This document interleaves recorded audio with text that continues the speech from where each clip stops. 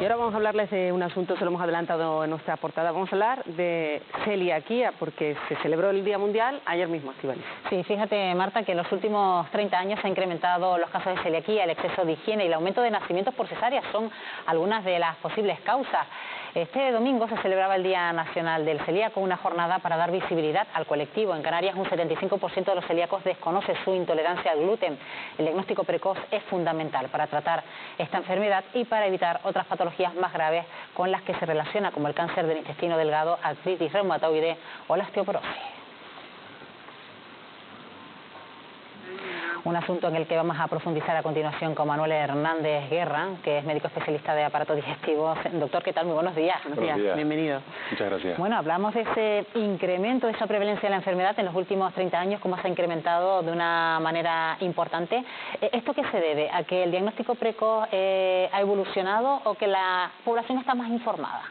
Bueno, realmente la enfermedad celíaca es un trastorno sistémico, es una enfermedad orgánica que puede afectar a muchos órganos, pero fundamentalmente al aparato digestivo, que es por donde entra esa gliadina, esa proteína que está en los cereales, y es frente a la que nuestro organismo, con una base genética, responde con una intolerancia. Y precisamente por eso, porque tiene una base genética, sabemos que es importante un diagnóstico precoz en aquellos que tienen sobre todo un perfil de riesgo, que son los que tienen antecedentes familiares de celiaquía. Bien decía, la prevalencia afecta en Canarias, al igual que en el resto del territorio nacional, el 1%, pero en aquellos que tienen familiares es de algo mayor. 1 de cada 10 pueden ser celíacos y por lo tanto tenemos que pensar en ellos con un diagnóstico precoz. Y está claro que la cuestión es que hay mucha gente que todavía, yo sé que ha ido aumentando el número de diagnósticos, pero hay mucha gente que todavía no lo sabe. ¿Cuáles son los síntomas que a una persona, además no tiene por qué ser niño, sino adulto, que le pueden decir, oye, a lo mejor esto que llevo sufriendo toda la vida es celiaquía? ¿Cuáles son los síntomas claves que pueda dar un Sí, efectivamente, el diagnóstico de esta enfermedad es muchas veces un desafío para el propio clínico, porque realmente son un conjunto de síntomas muy heterogéneos, no son nada específicos. Que y a veces son hasta confunden. leves incluso, ¿no? Eso es, muy leves, y que van desde la diarrea, incluso hasta el estreñimiento, la pérdida de apetito, y digamos que los síntomas tienen que ver mucho con la franja de edad en la que debuta la enfermedad. Así, en los niños, en la población pediátrica, suelen ser más síntomas clásicos que se consideraban en forma de diarrea. Como están en desarrollo, hay una talla corta, hay una falta de menarquea de la primera fecha de menstruación, amenorrea. Y en definitiva, el niño no tiene un desarrollo acorde con lo que se espera, junto con síntomas de distensión abdominal, pero sobre todo en el adulto lo que prevalecen son las manifestaciones extraintestinales, es decir, son otro tipo de síntomas, no solo los digestivos, sino también la presencia de osteoporosis, la anemia por déficit de malabsorción de nutrientes que son fundamentales y que hace que sea tan difícil el diagnóstico en esta enfermedad. Y esa exposición de esos alimentos con gluten, por esas personas que no están diagnosticadas, ¿qué puede generar a lo largo de su vida o a largo plazo? Bueno, no solo los síntomas que mencionaba anteriormente, sino también un empobrecimiento fundamentalmente de la calidad de vida y muchas veces un cierto desosiego, una ansiedad, irritabilidad, síntomas que se van más allá de lo que son síntomas digestivos, y sobre todo esas complicaciones que aparecen a lo largo de una enfermedad que no se controla, que tiene un perfil inmunológico, como son el linfoma no Hodgkin o el mencionado cáncer del intestino delgado y otro tipo de enfermedades con un perfil alérgico también importante.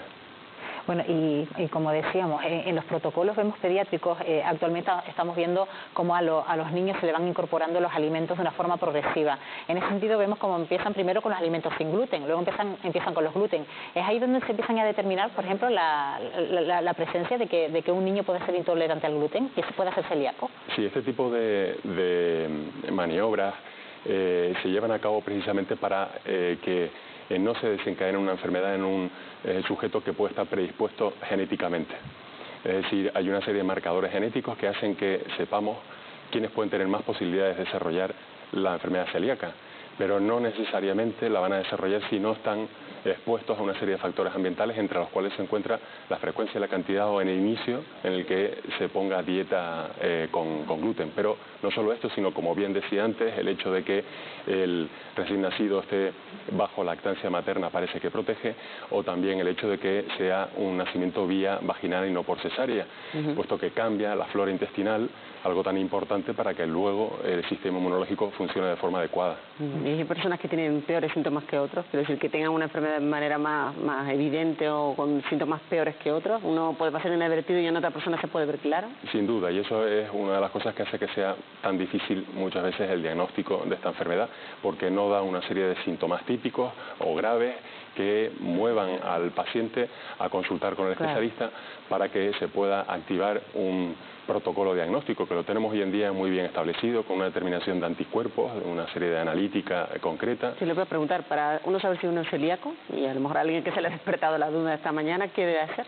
La clínica tiene que ser fundamental y tiene que ponernos bajo la sospecha de que estamos ante un paciente celíaco con intolerancia al gluten. Una vez hecho esto, se tiene que solicitar una serie de marcadores serológicos, que son anticuerpos que se enfrentan a ese antígeno, a esa proteína a la que tenemos alergia.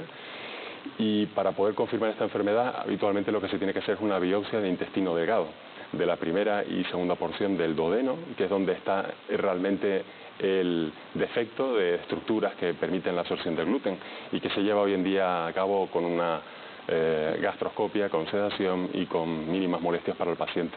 ¿Y cómo afronta la noticia un paciente cuando le dicen que va a ser celíaco para toda la vida? Porque esto es para toda la vida, doctor. Efectivamente, lo afrontan con inicialmente sorpresa, luego con cierta ansiedad e irritabilidad, puesto que dejarán de probar de por vida, al ser un trastorno permanente, algunos alimentos que están en la vida cotidiana, que tienen el gluten, como son el trigo, la cebada, el centeno y quizás también la avena, la espelta, y que por lo tanto tendrán que modificar una serie de hábitos en su vida, y no solo ellos, sino muchas veces su propia familia, para llevar esta enfermedad de la mejor manera posible, que se puede hacer perfectamente sin grandes dificultades. Claro, a esto también se tiene que adecuar a estos nuevos hábitos su familia, el entorno que le rodea, ¿no? Esto obliga un poco a cambiar los hábitos de toda la familia. Así es, porque es fundamental que se lleve a cabo una adherencia al tratamiento lo mejor posible, que no haya ningún tipo de contaminación, y para eso pues se recomienda que siempre tengan los alimentos en despensa aparte, que no se contamine con la panera, el que no utilicen la misma sartén para freír con el pan rallado, es decir, una serie de recomendaciones para que sea en el día a día más llevadera la enfermedad. Claro, me imagino que una vez que se retira el gluten de la dieta y el cuerpo empieza a trabajar libre de ese contaminante, por así decirlo, porque es así como le afecta, ahora cuando vuelva a ponerse en contacto con el gluten será peor, ¿no? No sé si es así. Efectivamente, una vez retiramos el gluten, que es lo que nos hace daño a los pacientes que son celíacos, realmente se recupera esas estructuras que han quedado degradadas, se desaparecen todos los síntomas, mejora la calidad de vida y, lógicamente, cuando nos exponemos ante mínimas cantidades de gluten, podremos volver de nuevo a presentar los mismos síntomas que al inicio. ¿Y eso le puede ser más fácil, el tema del acceso a los alimentos sin gluten en los supermercados, doctor? Porque ahora sí es verdad que vemos cómo ha proliferado los productos sin gluten, pero nos tenemos que fiar de todo. Sí, realmente la industria agroalimentaria ha hecho un esfuerzo importante, están más concienciados, hay más productos que lucen esa etiqueta de sin gluten. Para que la puedan lucir tienen que haber certificado que tiene menos de 20 miligramos por kilo de alimento de gluten, es decir, que no están exentos totalmente de gluten, pero sí la cantidad que se sabe que no es perjudicial, y que por la legislación española tienen la obligatoriedad de, además, manifestar si en ese etiquetado ese producto tiene gluten o deriva de este tipo de cereales que tienen el gluten, y por lo tanto se hace mucho más fácil. Bueno, pues con motivo de ese Día Nacional de la Celiaquía nos hemos querido un poco acercar a esta enfermedad a través de Manuel Hernández, que es médico especialista del aparato digestivo. Gracias, doctor, por habernos acompañado esta mañana. Muchas gracias a ustedes. Buenos días. Buenos días.